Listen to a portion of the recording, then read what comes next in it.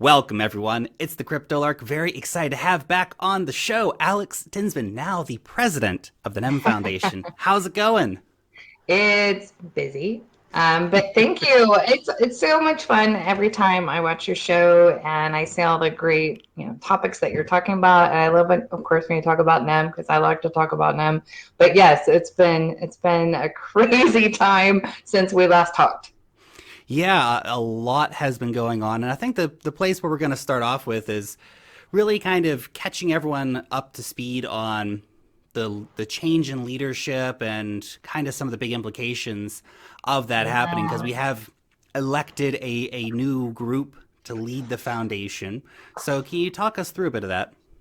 Yeah, last year in 2018, the focus really was around marketing and boots on the ground. And the strategy for NEM is we're going to grow in all of these regions and we're going to assemble our teams and we're going to go, go, go. And a lot of that work got done, but we were still fairly new as a foundation. And there wasn't, a lot of structure and policies in place. We were growing so fast that I think, in hindsight, if the team could take a look and go back, they probably would have put a few a few better policies in place and taken a look at, hey, where do we need to be a couple of years from now, and do we have the right structure in place? So when I came in, one of the things I looked at was the operational spend and could we maintain in a bear market at our current spend rate? And our operational rate was high.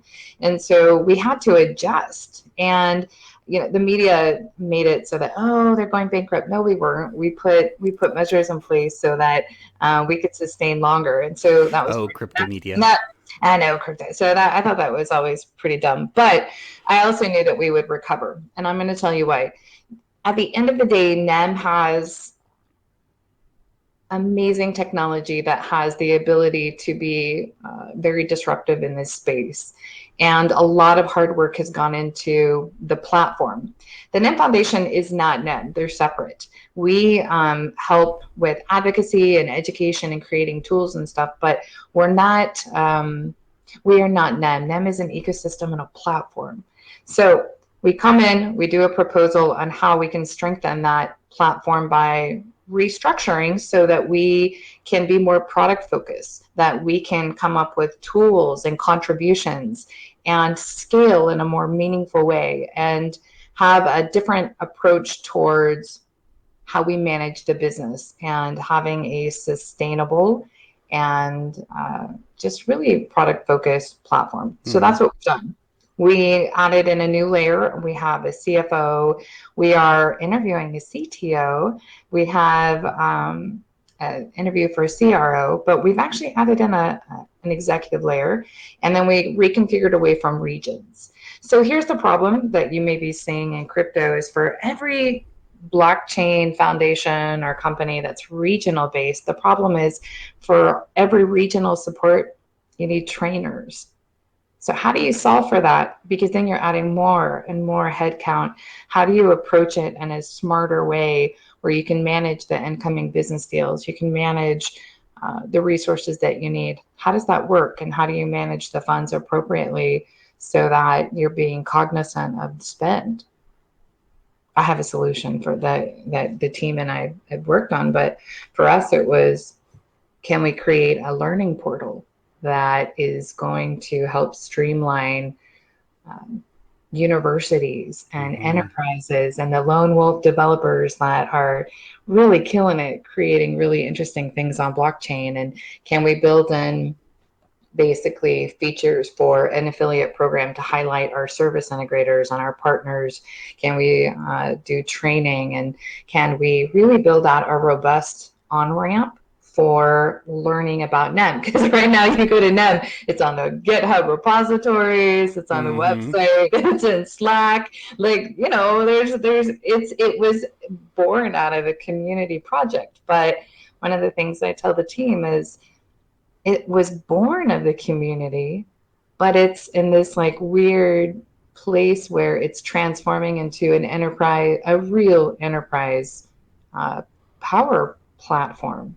So even though it came from community, it's morphing into something more, especially with Catapult. I think So just one thought on that. I think that it's yeah. there's perhaps a misconception with a lot of communities that just because you're trying to advocate for a more professional platform doesn't mean that you're still not serving the community. It's Oh, still of the community, by the community, for the community. It's just you're trying to say, let's not be amateur, let's be really professional so we can get this vision yeah. to more people. Right, right. So one of the things that we learned last year as we were talking with governments, and when I'm at the UN and I'm hearing all of the pain points that's happening all across the world, how do you service so many of these partners and these service integrators that want to build, have solutions, but maybe they don't have the budget or maybe they don't know where to begin? If you just were to come into NEM, it would be overwhelming. So can we create an on-ramp so that the community and everything that they've done and built and contributed to, can we do due diligence and justice to what they've created, and basically put it into a more digestible way to get more people in and building on them. At the end of the day, I want to see transactions on the chain. I want to see I want to move beyond use cases and feasibility studies into companies that are thriving on the chain. Mm-hmm. This is important to me. I look at LoyalCoin and how that they've been able to scale with the idea of loyalty points on blockchain, and now they have partnerships with restaurants and airlines and what's equivalent to Uber in the United States. They have all of these great partnerships, and it all came from building out reward points on the NEM blockchain. This is disruptive. This is substantial. This is more than a community project. It has evolved into something that has really taken on a life of its own.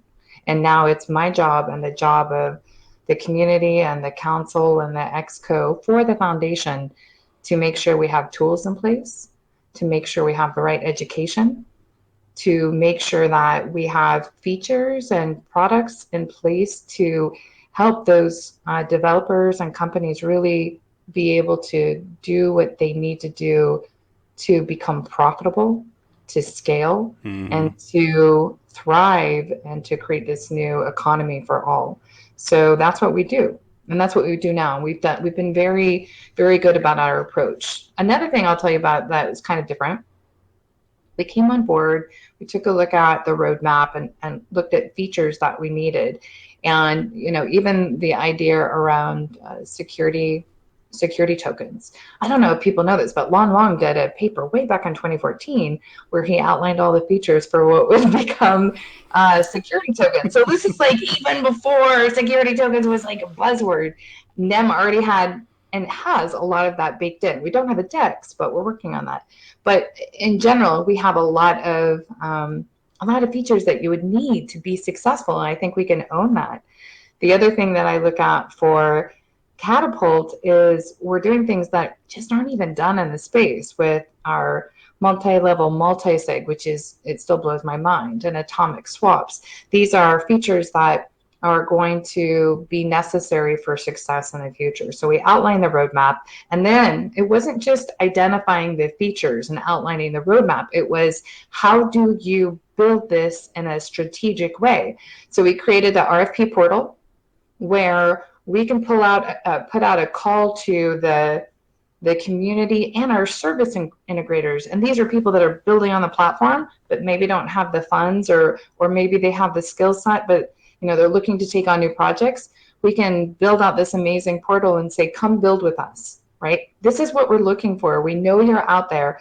Come to us. Let's build out this huge pipeline of community and partners to contribute more in meaningful ways. Mm-hmm. So we did that and we launched it, and it really went without any hiccups. And it was fascinating to see it come together. So now we move into the next stage, which is the learning portal. Learning portal is essential for business development that's out in the field and need to send their leads somewhere where they can learn more. And then basically in the learning portal, there's also widgets that basically will direct people to service integrators in their area, or brand advocates that are in their area, or specialty courses that they can take so that they can learn how to implement in more ways. And we'll have free and paid courses. So what's nice about that, it's a way that the foundation is giving back to the community and to the platform by, the funds that we get go back into the foundation. Mm-hmm.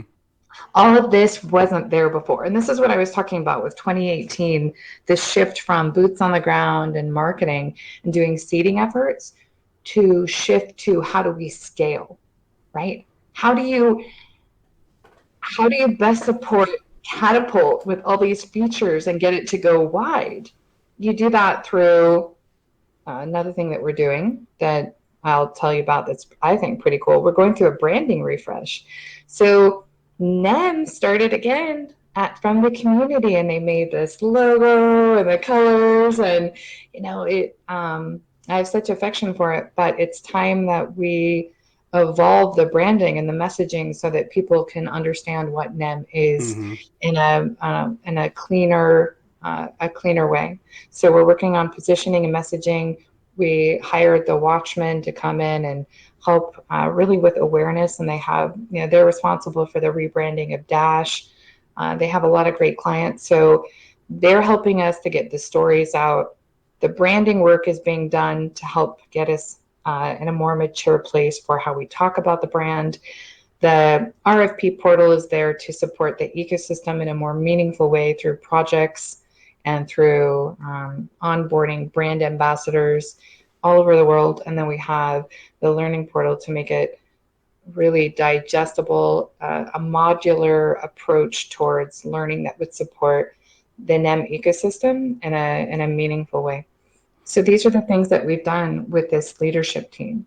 All the while, everything is being monitored with KPIs, and the entire team is on contracts and NDAs. I mean, we Mm-hmm. really have grown up. It's not a, hey, come and work with us at a meetup. It's Come hang beyond. out. NEM for everybody. NEM for everybody, guys. Yeah, and I have to tell you that, man, to be a part of this and to see it grow, I wake up in the morning and I'm so excited to work with a team. And I go to bed super late at night because I'm working with a team, and I'm working with the developers, I'm working with our partners, and I have privilege to have that experience from back in 2016 when I started with NEM as just a community member lurking because I wanted to know about blockchain, and I came from gaming, and there's a lot of parallels between gaming and blockchain and cryptocurrencies. You've got your guilds and you got your digital coins and the digital marketplaces, and so I began to lurk, and NEM was super friendly. And now I look at it and I look at how far we've come, and then what's coming in the fall, It's awesome. It's Q3. awesome. It's awesome Yeah, getting to do what you like doing for a job, without a doubt. There's one thing I wanted to kind of yeah, come back on it, and I think it's this idea that for some reason there's been this kind of idea that foundations shouldn't make money to sustain themselves. And I feel like a lot of foundations, they're just, you got founders who had a lot of crypto and they keep throwing yeah. money in at projects and throwing money at the foundation and stuff like this, or they've Mm. put up a million of whatever crypto and that just funds the foundation for 10 years. What happens when that runs out? Why can't it be a self-sustaining ecosystem? And a lot of projects have approached that through a block reward system that goes to Mm-hmm. masternodes and all this stuff. And I would assume that there's probably some NEM Discussions. some Mm-hmm. NEM out there that's harvesting to help fund the foundation, but actually providing these services, which you mentioned about providing paid services for companies and businesses and stuff like that. That seems like an essential thing in terms of maintaining that long term health of the ecosystem by saying, hey, we're going to give all this free Yep. information away and stuff like that, but there's Yep. also going to be paid services that'll be accessible by these enterprises so that we can actually help monetize in order to sustain the health of the foundation long term. Yeah, I think it's important for people to realize one of the misconceptions around a foundation is why do we pay them, and why are they making money, and where did that money go? And it's a I'm gonna be honest with you, okay? Like, this is like legit. This is the craziest industry where I don't have like a small group of stakeholders. I have hundreds of stakeholders, and many have opinions about what needs to be done. And they are very passionate. So when I look at the sustainability of the foundation, it's more than just, do I have the policies and the frameworks and literally the foundation in place so that we can be sustainable. It's partnerships, it's licensing deals, it's looking at how we're doing OTC, it's looking at how our partnerships with exchanges are, and what are the trends, what are things that we need to be cognizant of. It's taking a look at the regions that have high growth, like Latam. Amazing things happening in Latam. And, we started out in Japan. We're very strong there. But look at the United States with the evolution of how blockchain and crypto have become a little more mainstream. And we're heading, there's so much potential. So when you have a foundation, it's not just advocacy, which is what I think a lot of foundations get in trouble with, is they're doing a lot of marketing and promotion, and let's just throw money at it and events and things like that. No, you need to actually contribute to the code. You need to contribute to pull funds in and not just give Put funds funds away. out. So I'm going to give you a perfect example. We had the NEM Blockchain Center in Malaysia. And when we first did it, we're like, oh, I know, back in 2018, we're just going to build this blockchain center and it's going to be, we can talk about NEM all day long. Where is the business model for the sustainability of the NEM Blockchain Center? It's more than just we're going to sit down and have coffee and chat with people about their projects. So last year we didn't have revenue coming in from the NEM Blockchain Center, but this year we do. So we have Jasmine Ning that took over, and she is responsible for putting together a huge strategy around the NEM Blockchain Center, reworking the rent and the lease, pulling in. I think she pulled in $18,000 just in the past couple of months through consulting and partnerships. But she's on track for, I think, roughly about $200,000 by the end of this year. Great. The difference, though, is taking a look at, we can do consulting, we can do licensing, we can do more with the talent and what we have. We can build out an educational platform and have Malaysia kind of pull together the courses and the tutorials, working along with the architects and the developers. There's more we can do to bring in funds to make it sustainable when the price of XEM goes up, and it will, because coins do that, especially when they've been around since 2015, like NEM, right?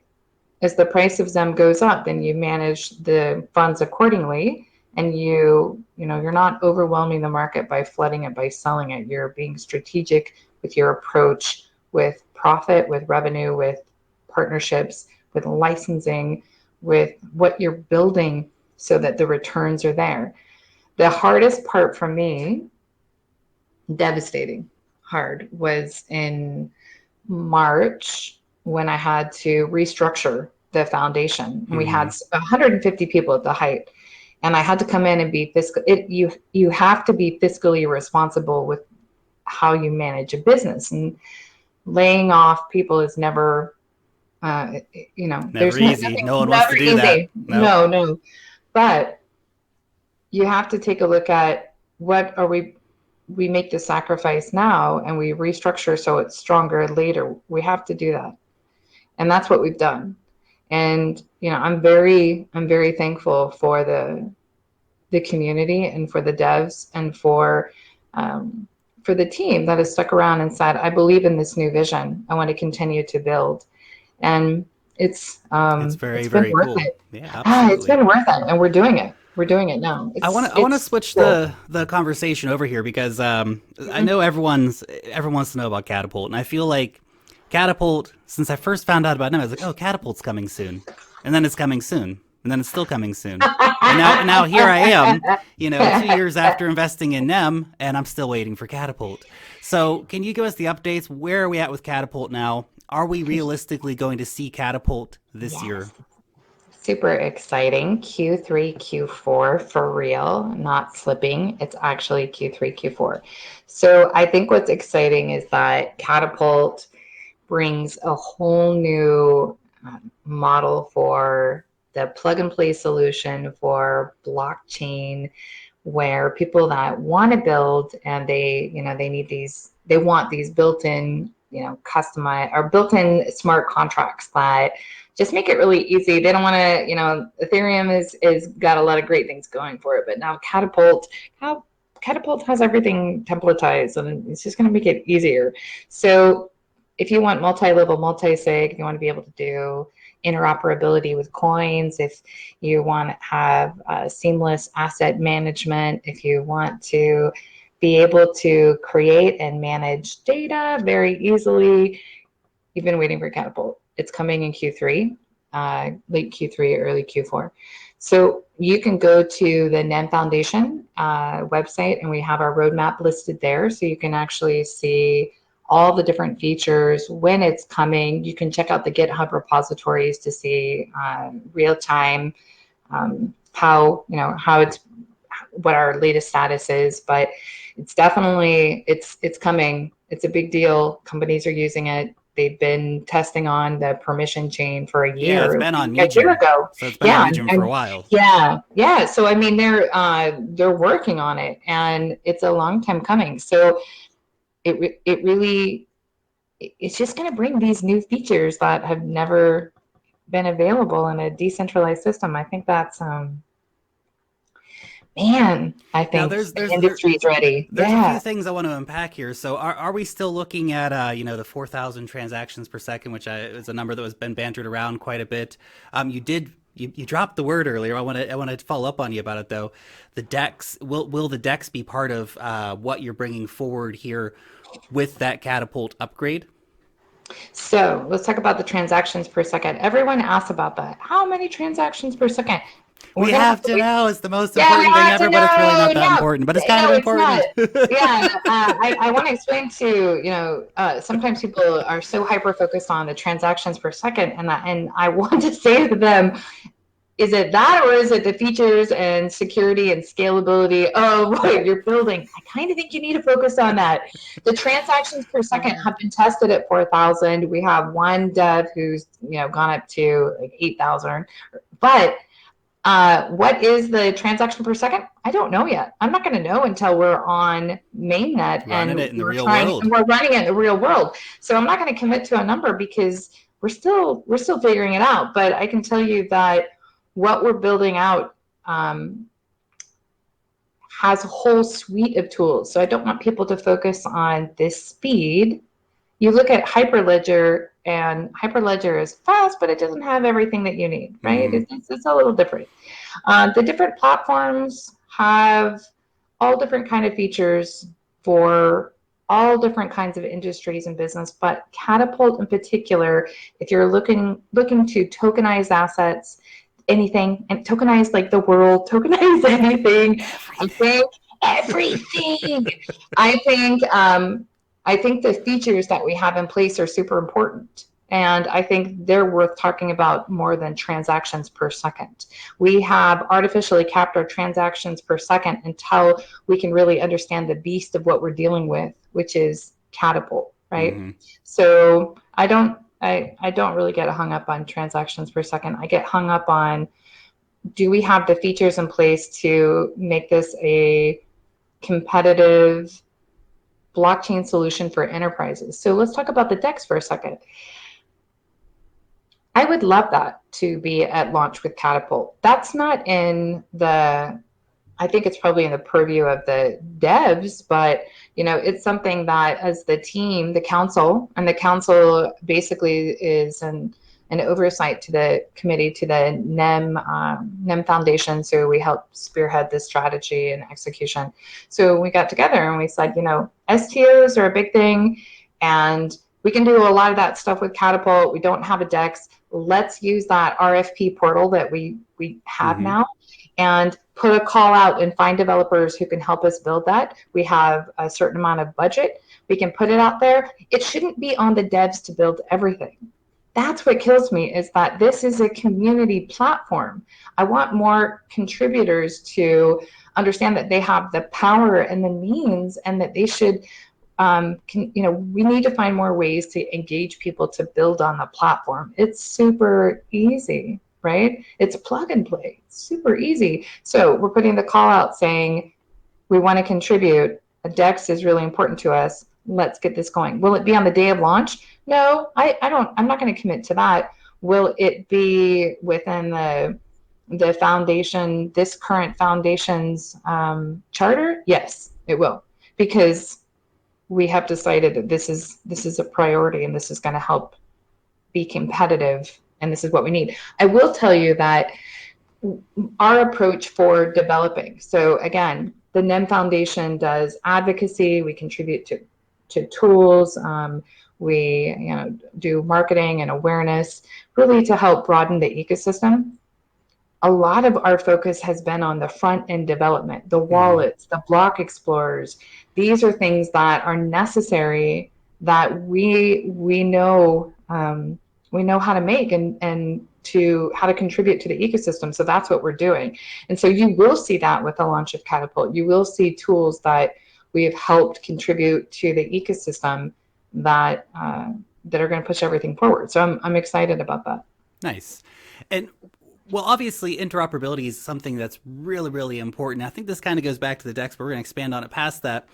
One of the problems is with NEM or a lot of other blockchains that it's hard to get exchange listings for tokens, because EOS is seeing this right now. Tron's seeing this. A lot of others are seeing this because for the exchanges, it's really easy to integrate a new ERC20 token because you already have the Ethereum wallets. You don't need to build new wallets. You don't need to spend a bunch of developer time and money making that happen.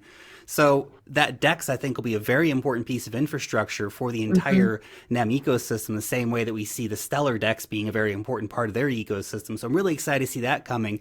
But the other question, I guess the other point I really want to expand on with you now is interoperability, because everyone right now is building a bridge to Ethereum, right? Everyone wants to interoperate with Ethereum, but we don't have many people trying to build bridges over to NEM. Or is NEM trying to build bridges over to Ethereum as well, or build a bridge to Bitcoin? Yeah, I think what's really cool is we have aggregated transactions. We have the ability to do atomic swaps with Catapult. And we've been having conversation for months with other chains about how is interoperability going to work, and how, what is the technology, what are you doing on your end, this is what we're doing. So we are having meaningful conversations with other blockchains to talk about, hey, we can do atomic swaps and multi-level multi-sig, and here's the things, and let's band together. So one of the exciting things about this industry is the fact that it's always changing, and there's always new tech that's happening. So right now, companies are working very hard to work together on interoperability. So this is, I'm telling you that this is coming. So in the future, especially with Catapult, you're going to see more what you would think of as competing chains working together and bringing their powerhouses and their networks together to create a new standard for how interoperability is done between chains. That work is happening now behind the scenes, right? And you have Ethereum and Stellar and EOS and a lot of these chains that are getting together and saying, let's be advocates, and let's do lobbying around defining what a token is, or working with the SEC, or really banding together and saying, hey, this is an industry-wide effort. Again, this is not we've gone beyond this is just a community project to, as an industry, it's time to rise up. And we're working together. I wish more people could see that, because it's happening now. It's happening now with different groups and initiatives and conversations. But yes, there's no one blockchain to rule them all. There's just this is Lord of the blockchains. There will only be one blockchain. It won't. So one of the things that this is something that I was having conversations with the Ethereum team, and then also with a couple of other chains about, is when we launch Catapult, let's do hackathons and let's talk about the different ways that we can build together and show the interoperability in the projects. And so and then we lobby together. So these are important steps of having a seat at the, at the adult table with the SEC and with the, the different Hmm. regulators that are making the rules and saying, no, change is coming, whether or not you like it, change is coming, and we're banding together to set the new standard.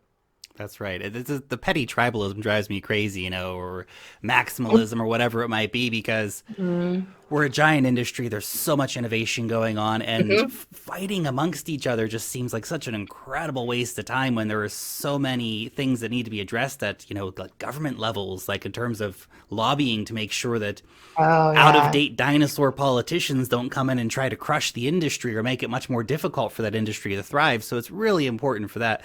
Now, yeah, I did yeah. want to expand on the idea of NEM Ventures. So, can you talk a bit about NEM Ventures, what they're doing, what role they're kind of playing in the ecosystem?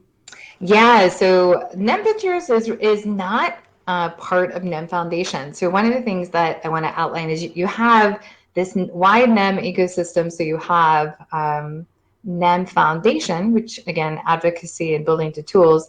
NEM Ventures is a separate company, and so they do a lot of investments and partnerships. So really, they're working with all different. They have new announcements that are coming out, but really they're investing in different projects and proposals Mm-hmm. and helping to deepen the investment side of them. And so I think that's it. I think that's pretty powerful, right? So they call themselves the friendly capital investment vehicle that's supporting the NEM blockchain ecosystem. I think that's really fancy of saying we have an opportunity to create new revenue and new stability towards the platform, and we do that through partnerships in a meaningful and strategic way.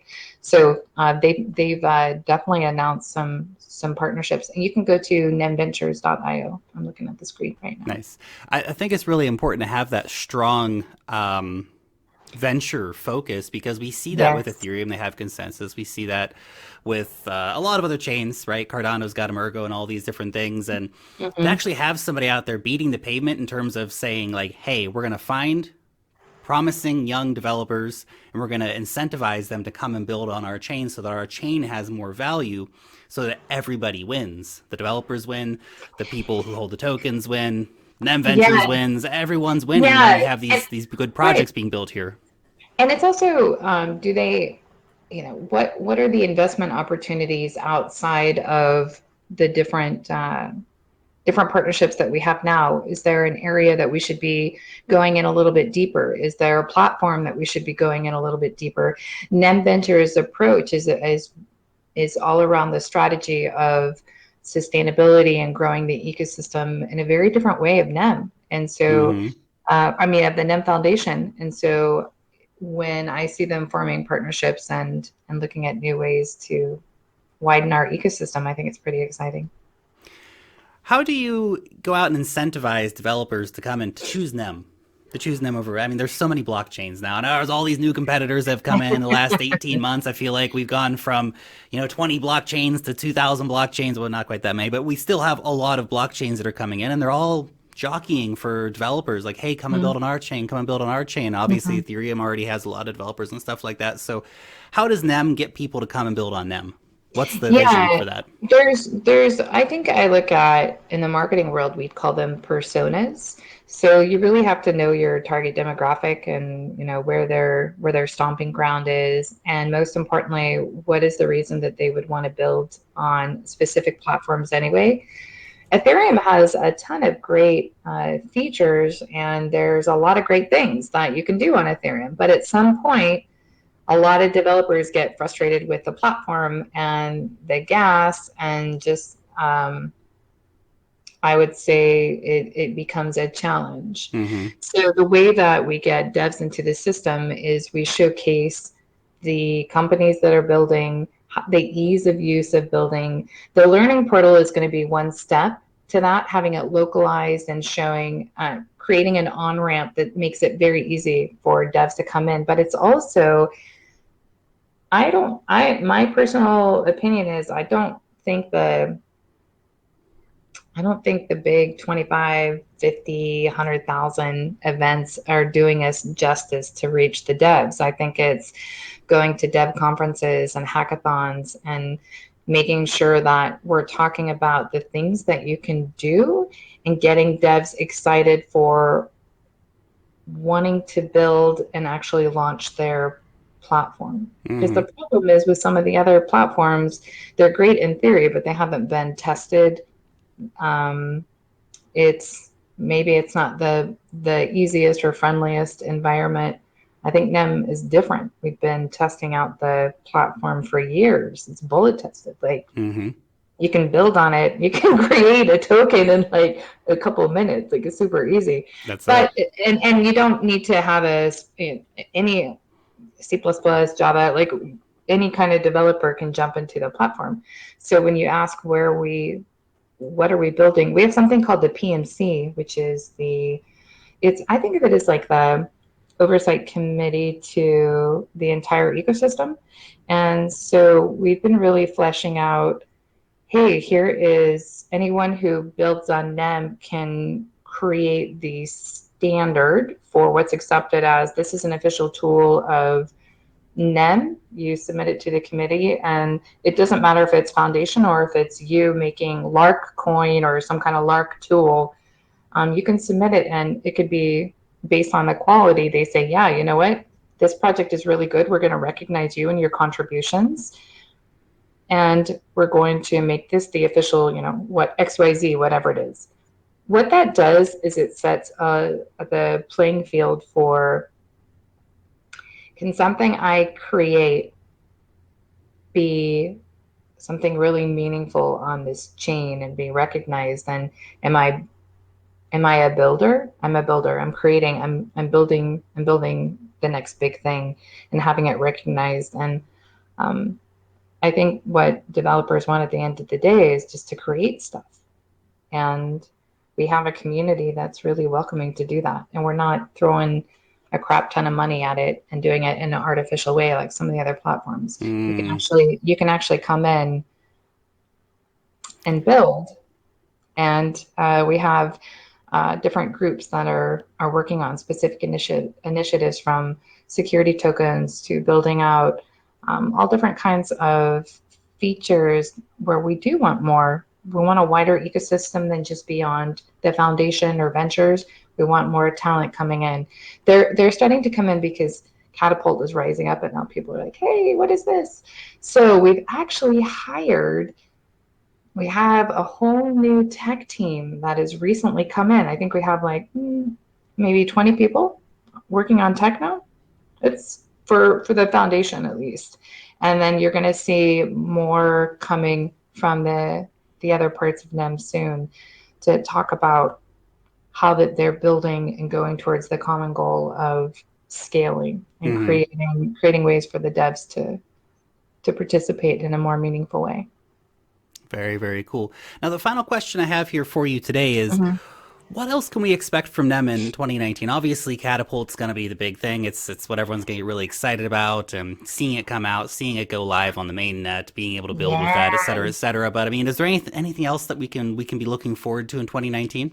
Yeah, enterprise is building on Catapult, so widening the ecosystem through going beyond proof of concepts, going beyond feasibility studies. But I'm talking about the loyal coins of the world. I'm talking about businesses that are enterprises that are using the technology to do really cool things and scale. So you're going to see more of that. You're going to see more transactions on the public chain. People have been waiting for that, right? That's one of the things that people are like, yeah, but how much transactions are happening? It's coming. You're going to see that in next year. You're going to see more activism and lobbying with the foundation to help move the industry forward. This is meeting with the regulators. This is having an active voice at the table to move the industry forward. You are also going to see improved governance. Governance is the hardest thing, I think, in blockchain right now because nobody's doing it right. Meaning everyone's struggling because it's really, really hard. It's Mm-hmm. really hard.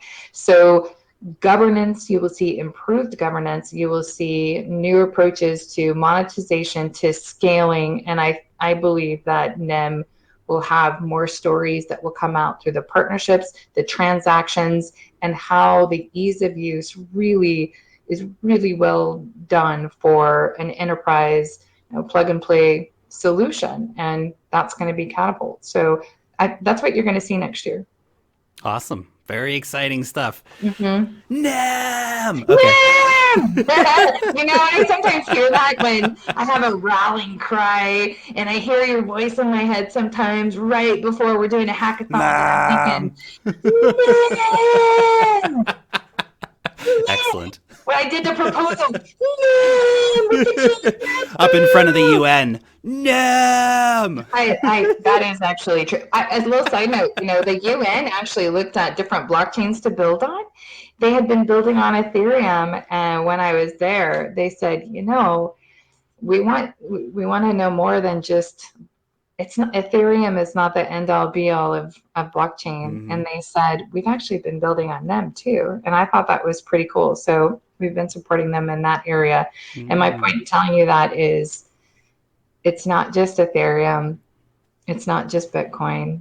There is a movement that's happening, and you can call it crap coin or whatever you want to call it.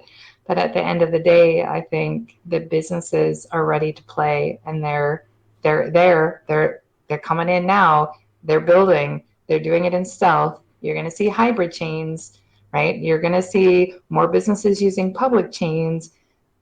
This is a very different world now than it was a year ago when you and I talked. This is Mm-hmm. the year when blockchain adoption kicks into high gear and we begin to see significant changes to data management, to IoT, to becoming profitable using blockchain technology. It's going to take a while for some of the regulations and the regulators to get up to speed, but The 2020s are going to be exciting. I think so. I think 2019 is all about, let's just wait and see what's coming and building. But interoperability and the partnerships, they're already being tested now. It's happening. So it's a wave. It's a wave, and That's it. we're trying to stay ahead of the wave. So Make sure you get your surfboards, guys. It's going to be fun. Alex, thank you so much for coming on the show and giving us some so great updates fun. about what's going on at NEM. I think is super informative for all the NEM fans out there. So thank you so much for your time today. Yeah, thank you. And I just also, last but not least, I just want to say that your show has always been a great way for me to learn about a lot of different blockchains in the space. And I appreciate people like you that are helping to also contribute in a meaningful way to the ecosystem. Keep going. Those stories need to be told. It's not just NEM, but it's the wider ecosystem. Keep going. Thank you so much. Thanks.